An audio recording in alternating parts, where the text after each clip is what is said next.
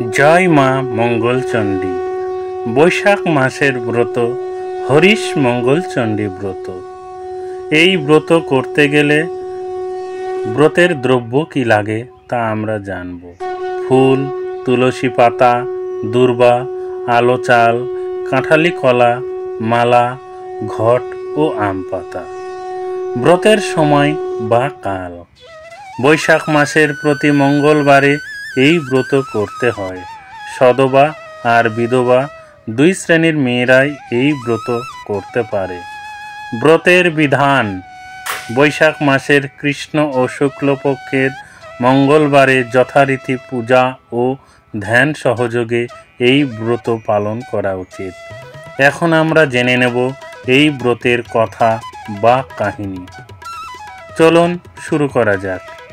এক গ্রামের এক গোয়ালা বউ সেই গ্রামেরই এক ব্রাহ্মণীর সঙ্গে সই পাতিয়েছিল।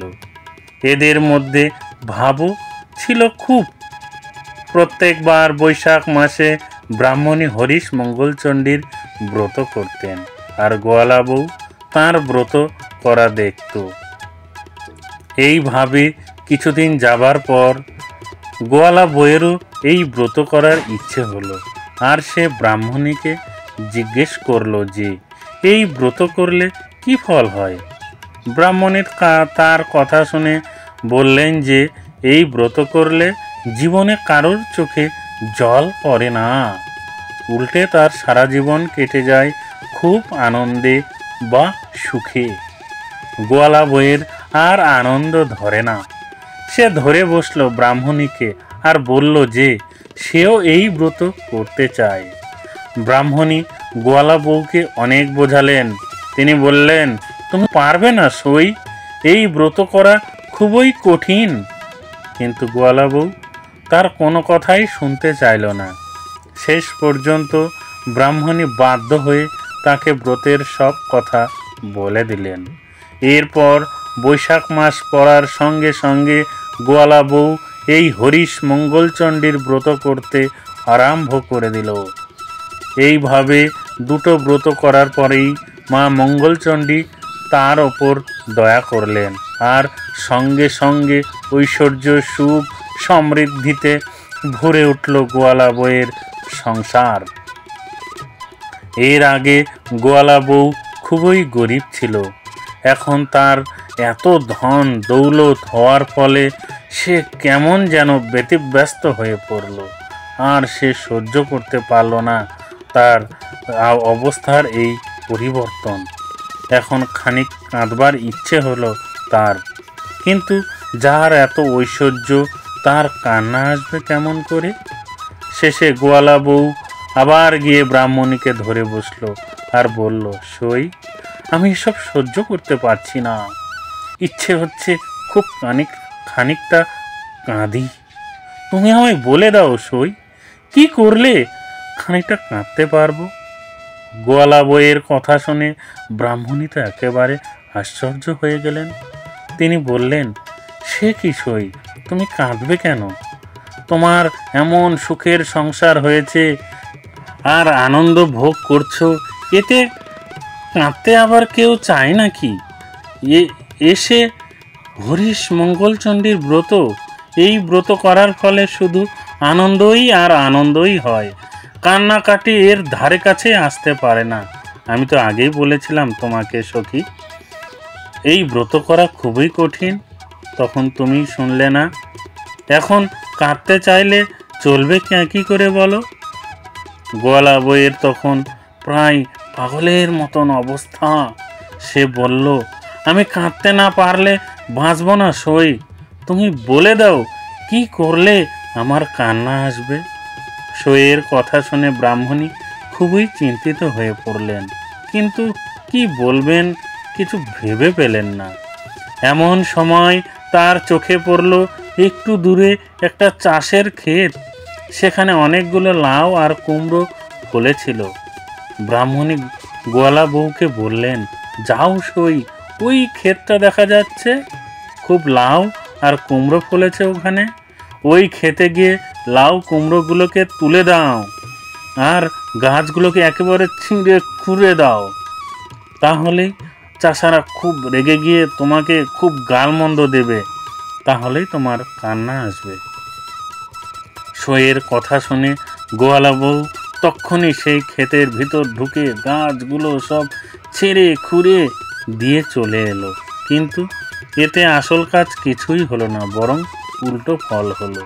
মা মঙ্গলচণ্ডীর দয়ায় গাছগুলো আবার সতেজ হয়ে উঠল, আর চাষাদেরও খুব আনন্দ হলো। তারা গোয়ালা বইয়ের কাছে গিয়ে বলল, মা, তোমার হাতের ছোঁয়া লেগে আমাদের মরা গাছগুলো আবার জ্যান্ত হয়ে উঠেছে। তুমি সাক্ষাৎ লক্ষ্মী মা। এর ফলে গোয়ালা বউ কাঁদবার সুযোগই পেল না। সে তার সইকে গিয়ে সব কথা জানালো। ব্রাহ্মণী বুঝলেন যে মা মঙ্গলচণ্ডীর দয়াতেই এটা হয়েছে। তিনি তখন গোয়ালা বউকে বললেন, দেখো সই, ওই দূরে পাহাড়ের ধারে রাজার হাতিটা মরে পড়ে আছে। তুমি ওখানে গিয়ে হাতিটার গলা ধরে জড়িয়ে খুব কান্নাকাটি করো, তাহলে রাজার লোকেরা ভাববে যে তুমি হাতির দাঁত চুরি করতে গেছো। তখন ওরা তোমায় খুব মারধর করবে আর তুমিও কাঁদবার সুযোগ পাবে। কিন্তু এবারেও কোনো কাজ হলো না। গোয়ালা বউ হাতিটার গায়ে হাত দিতেই হাতিটা বেঁচে উঠল। তাই দেখে রাজার লোকেরা একেবারে অবাক হয়ে গেল আর সব কথা রাজাকে গিয়ে জানালো। সব শুনে রাজা খুব খুশি হলেন আর গোয়ালা বউকে অনেক ধনরত্ন দিলেন।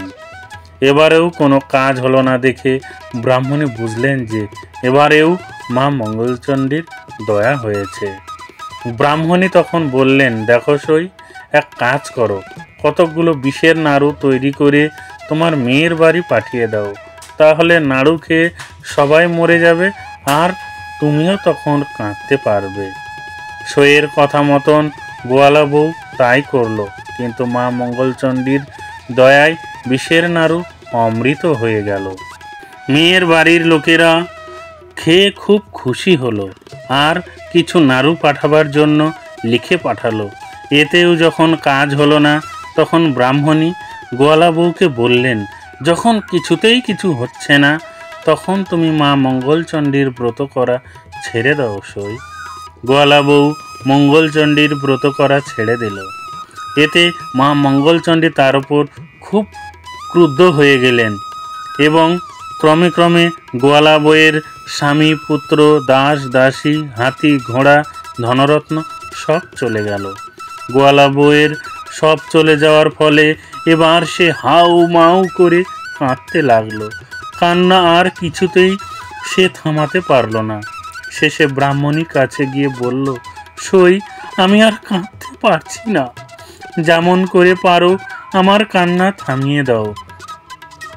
ব্রাহ্মণী তখন বললেন, তুমি তো কাঁদতেই চেয়েছিলে সই, এখন কান্না থামাতে বললে কি হবে?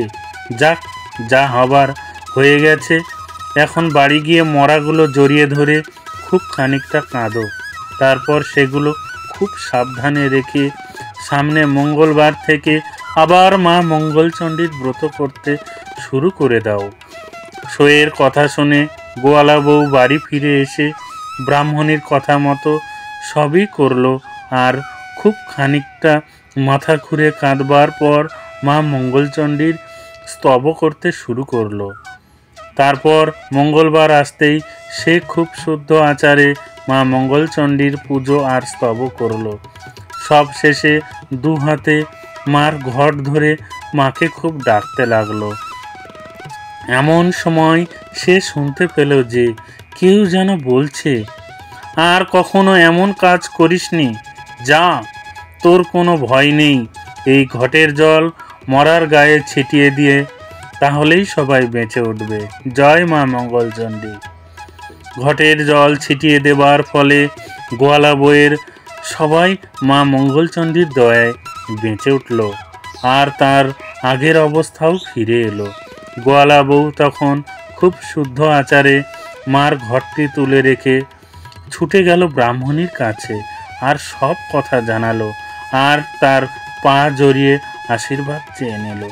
এদিকে গোয়ালা বউয়ের এই অবস্থার পরিবর্তনের ব্যাপার দেখে পাড়াশুদ্ধ সবাই অবাক হয়ে গেল আর গোয়ালা বউকে ধন্য ধন্য করতে লাগলো। ব্রতের ফল হরিশ মঙ্গল চণ্ডীর ব্রত যেই নারী করে, সব দুঃখ চোখের জল মা তা হরে। জয় মা মঙ্গল চণ্ডী, জয় মা মঙ্গল চণ্ডী, জয় মা মঙ্গল চণ্ডী।